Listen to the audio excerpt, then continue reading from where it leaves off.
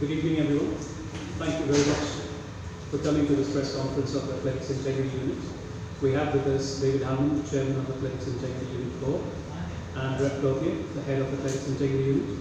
My name is Aditya Kumar. I'm the Head of Communications of the Athletics Integrity Unit. To begin with, we will just have a few words from David. Thereafter, I will open the floor for questions. The idea of this session is to engage in a conversation with you. Any questions you would like to put to the Athletics Integrity Unit, please feel free to do so. Just to introduce yourself and the organization you represent before asking the question. So, I pass the floor to David. Thank you, Adi, and can I join in welcoming you to our press conference. As you all know, the AIU, the Athletics Integrity Unit, was established a little over 2 years ago, and we have been busy, very busy since that time. The board had a meeting today, and we'll continue that meeting tomorrow. We are dealing with quite a number of issues. We are not just an anti-doping organisation. We undertake work in all areas which are challenging integrity, from bribery and corruption to age manipulation to event manipulation and so on. We were involved already in Doha in an investigation that took place in relation to the election for the IAAF Executive Board. And that investigation involved an inquiry into a candidate who had allegedly influenced the voters. So that gives you an idea of the extent of our mandate. During this event, we are engaged, of course, in the anti-doping program. We are running activities at what we call the Athletic Integrity Hub, which involves information and education of athletes, coaches, the entourage in general, in all issues relating to the challenges to the integrity of the sport. So we're happy here to acknowledge you, to thank you for your coverage. We appreciate journalists. We know that in the work that we do, we are assisted by some of the investigative journalism that has been undertaken in the past, and we welcome that. I'm here really to answer questions relating to our general policy. Brett, who is our head of the unit, or the CEO, is here really to answer questions relating more to the management issues. And as Adi said, we are at your behest from now on. I should have added to what Adi said and said we will be available to do one-on-ones with those of you who have indicated an interest until a bit later in the evening. We need to leave here by about 7 o'clock because we have other engagements to undertake. So with that, no further ado, can we ask you for questions, please?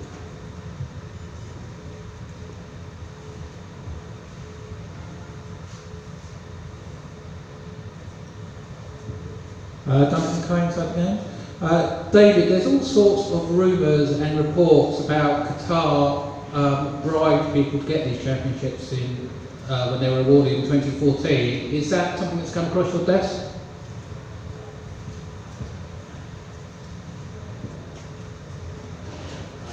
Hello, Duncan. Thanks for the question. So the matters you were describing are part of the French prosecutor's work. As you know, along with a whole bunch of other things.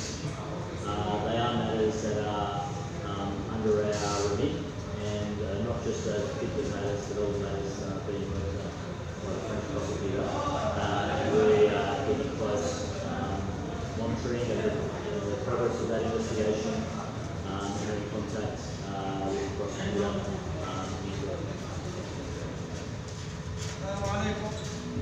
It's an area which has been of concern to not only us but to many others, and there have been a number of people who have worked closely with the prosecutor.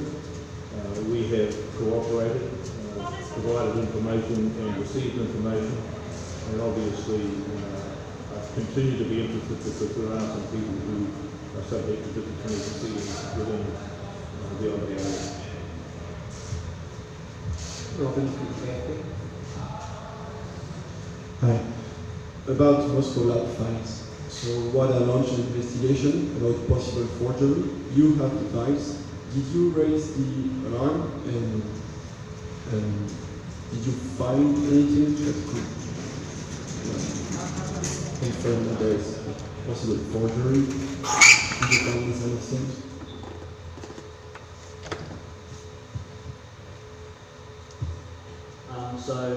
Robin, we published the other day through the Russian task force for the IAAF a summary, I think, of what the situation is at with those investigations, which you can look at. I think in answer to your question, the two pieces of work being performed by WADA and the AIU are complementary.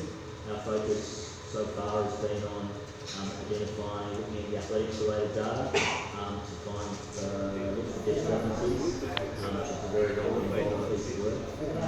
WADA side of the work, we're going to focus on. We were involved already in Doha in an investigation that took place in relation to the election for the IAAF executive board. That investigation involved an inquiry into a candidate who had allegedly influenced voters. So that gives you an idea of the extent of our being done. During this event, we are engaged, of course, in the anti-doping program. We are running the activities that what we call the Integrity Hub, which involves information and education of athletes, coaches, the entourage in general, and all issues relating to the challenges to the integrity of sport. So we're happy here to acknowledge you and thank you for your coverage. We appreciate journalists. We know that in the work that we do, we are assisted by some of the investigative journalism that has been undertaken, and we welcome that. I'm here really to answer questions relating to our general policy. Brett, who is our head of the unit, or the CEO, is here really to answer questions relating more to the management issues. And as I have said, we are at your behest from now on. I should add what Arnie said, we will be available to do one-on-ones with those of you who have indicated interest until later in the year. We need to leave here by about 7 o'clock because we have other engagements to undertake.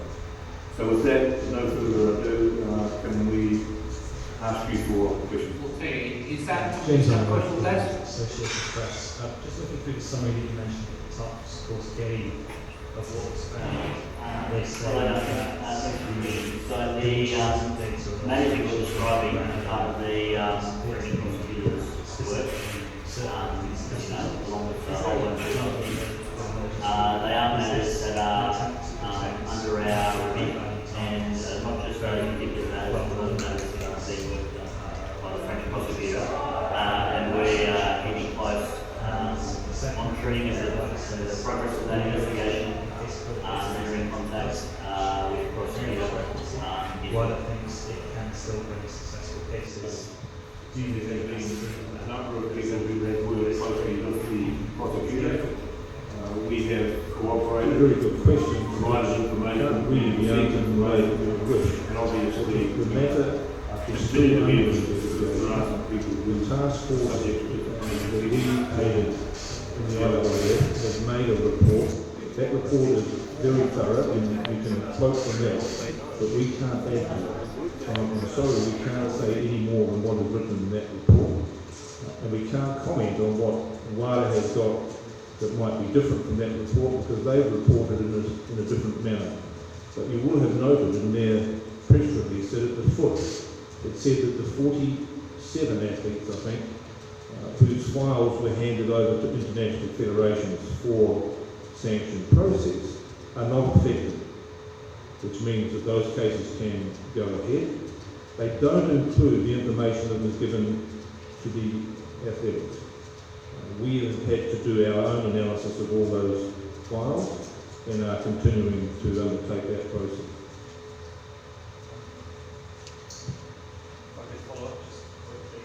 If there are any other questions, okay, so, okay. Just quick follow-up. I know weightlifting have 12 cases where they've actually suspended athletes on the basis of this data. The Russian Track Federation has given some names of people they believe are under investigation. They're not suspended, but they're also not irrefutables. Why aren't they suspended? The processes that we have been able to undertake have been undertaken. Can't go further than that. Gabrielle.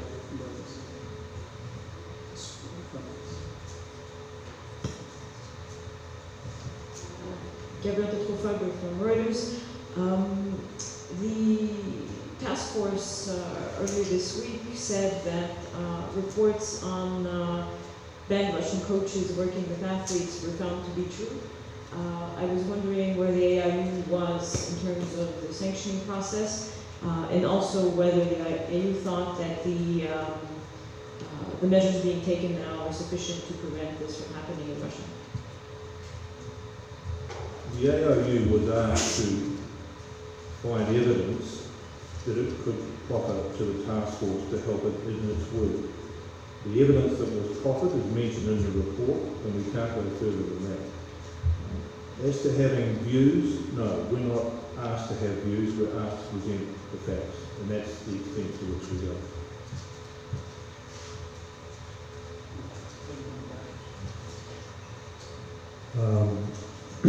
Eddie Pells from AP back here. Oh, go ahead. Just 1 second. We can add to the issue relating to the association case. We do have one prohibited association case that's been announced that the AIU's brought. An athlete is been suspended, and that's before the disciplinary tribunal as we speak. Obviously, the IOC and WADA, everybody can react differently to whatever the compliance review committee comes up with on the latest in the Russian data thing. From your perspective, if that weren't to clear itself completely, is there any way that the AIU could, and I don't know what authority you have over the IAAF task force, but is there any way that they could say Russia's track federation is good to go if that case doesn't clear itself completely? I hate to answer in this fashion because it's just an impossible question to give you a definitive response. The role that we play at the AIU is to discover the information or the evidence that we can provide the task force in relation to matters pertaining to the Russian Athletic Federation. That's it. The task force then decides what it's going to do with that information and whatever other information that they have gathered. So you will see in the current report it refers to what we did provide. It's very thorough. It also refers to what they received, either through us or through the wider investigative unit as well. And that will be the process that will be followed. As far as wider is concerned, my understanding is that they will have an executive committee meeting in early November to perhaps look at what they are then presented with. The next council meeting for the IAAF is toward the end of November. So those are the times that we would expect reports then to be made and to be acted upon.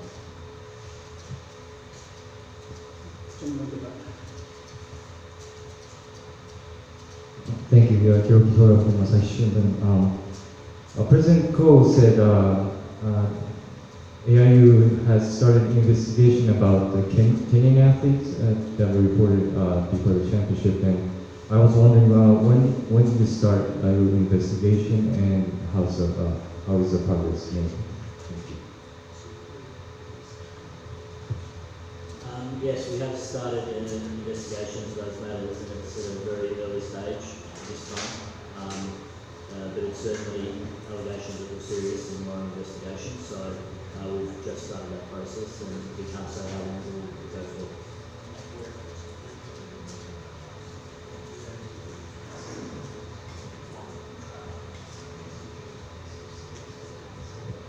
Duncan McLean, side again. Could you clarify what happened at the elections with the candidate from the UAE prevented from standing? What is he actually accused of? I was told it was more about his behaviour than what happened 4 years ago. And at what point did you make a recommendation that led to his accreditation being taken away from him? Duncan, have you got a couple of minutes? I'll explain. The process that you talk about, or the events that were 4 years ago, got nothing to do with this at all. So please discard that. The process that was taken the day before the election related to a complaint that was made to the body called the Election Oversight Panel, which was entrusted with the mandate of looking at the election to make sure it was all fair. The complaint was such that the head of that panel referred it to the AIU for investigation.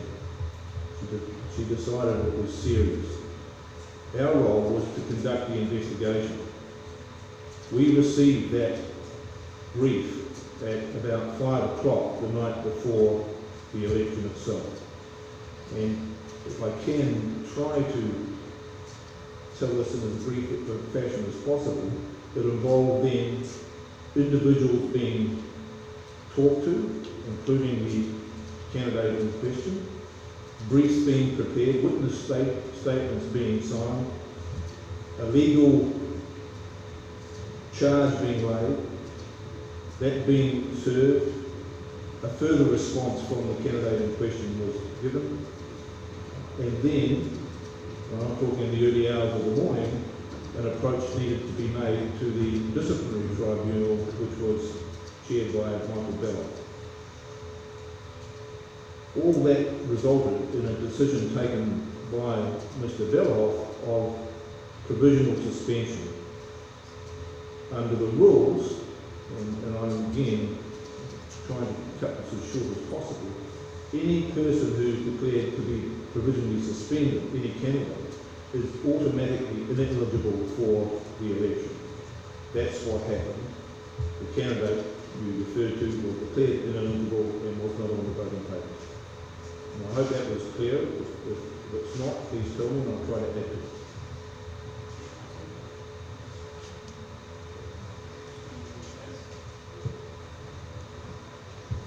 Martin Kuznetsov, Customs Agency. I would like to clarify the situation around the database from Moscow Lab.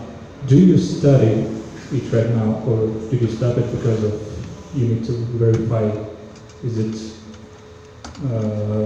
authentic or not? Again, this requires a simple answer. We study every file that we were given. We had been given, I forget how many terabytes, but a lot, about 6 months ago. And that has been 3 months ago. And so there has been an analysis undertaken of all the data that we have received, and it is ongoing.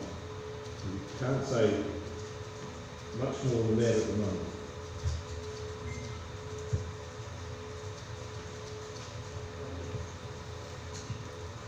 About Christian Coleman, were you surprised when you said that launched investigation against Coleman, now that we know that there was no problem because 3 failures in more than 1 year? Well, I wouldn't say we were surprised. It wasn't our case, it was USADA's case to bring, so surprise.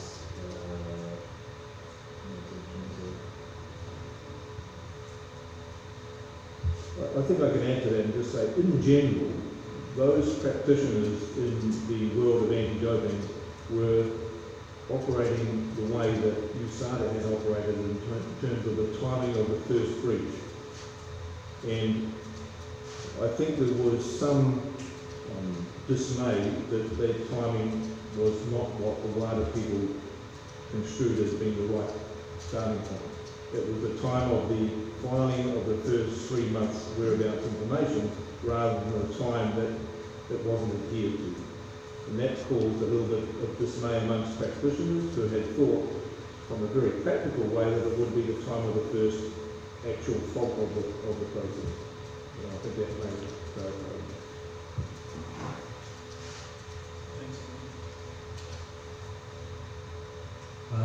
Just to follow up on the Kenya case, the claim was made in German media that they'd shown footage of 2 athletes from the Doha team being injected with that substance, EPO.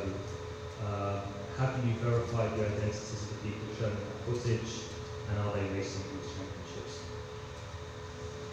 If so, why? No, we haven't verified their identities, and that's part of the ongoing investigation.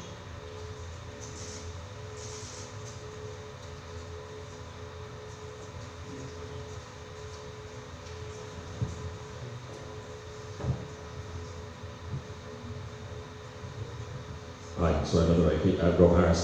Do you feel a bit uneasy sitting here, given your concerns about whether the bid was even clean or not? So there's a question mark over this whole event and how it was gained. And also, given you're the independent integrity unit, what measures do you put in place while here to maintain that independence? Do you sit in the VIP areas with the people you might be prosecuting? Do you stay in the same hotel? Do you go to the same dinners? Or do you avoid sitting with them, the hotels and everything, to be truly independent, or are you on the gravy train? I'll answer the second question. We stay at a different hotel, we have a different office, we live separately, we do not mingle, we have not been to any dinners except the ones that we've held among ourselves. We haven't done anything with anybody apart from report to meetings. And that's the way it will continue for this event and hereafter. Rick can answer the first part of the question.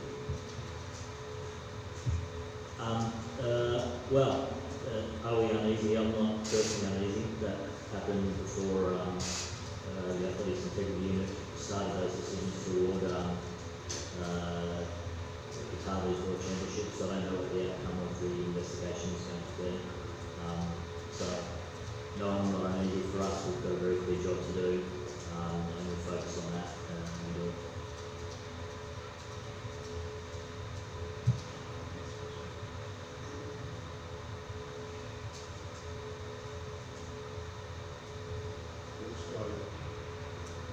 It would appear that we've satisfied your curiosity.